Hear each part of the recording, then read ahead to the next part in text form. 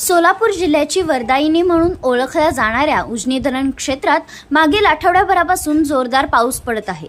या पावसामुळे दौंडमधून उजनीत विसर्ग सुरू झाला आहे।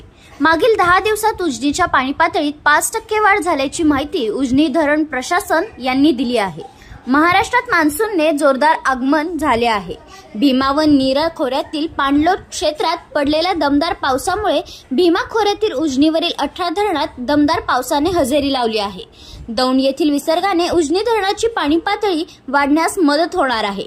जूनच्या पहिल्या आठवड्यात उजनी धरणाची पाणी पातळी वाढू लागल्याने शेतकऱ्यांना आनंद झाला आहे।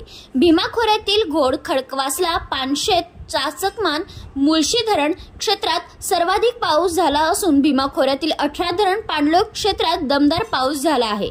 नीरा खोऱ्यातील गुंजवणी, नीरा देवधर, नीरा भाटघर या धरण क्षेत्रात दमदार पावसाचे आगमन झाले आहे। दिनांक 12/6/2024 रोजी सकाळी 6 वाजता एकूण पाणी पातळी 485.740 मीटर, एकूण 34.71 टीएमसी, उपयुक्त 28.95 टीएमसी, उजनी धरणाची एकूण टक्केवारी -54.3%, उजनीत येणारा विसर्ग दौंड मार्गे 3625 क्युसेक चालू आहे।